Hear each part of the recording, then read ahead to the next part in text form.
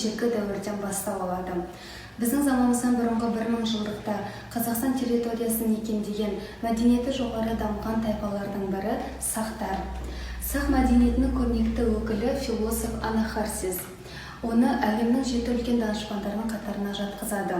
Ол ата-бабасы скифтерді басқарған патша тұқымынан шыққан, өзі де скифтердің әдет-ғұрпын өте жақсы меңгерген. Шешендік өнермен қатар әскери өнермен де айналысқан, философиямен де айналысып, өзінің түрлі тақырыптарда нақыл сөздерін жазған болатын.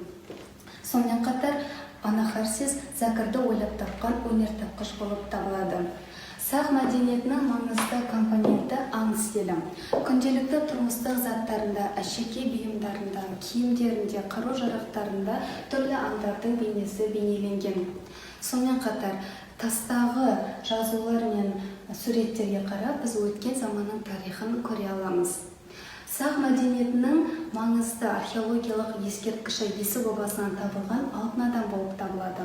Алтын адамның қазақ жерінен табылуы біздің өзіміздің түпкі тамырымыздың қайдан бастау алғандығын, сонымен қатар қазақ жеріндегі өркениеттің ерте кезден бастап қалыптасқандығын дәлелдеді.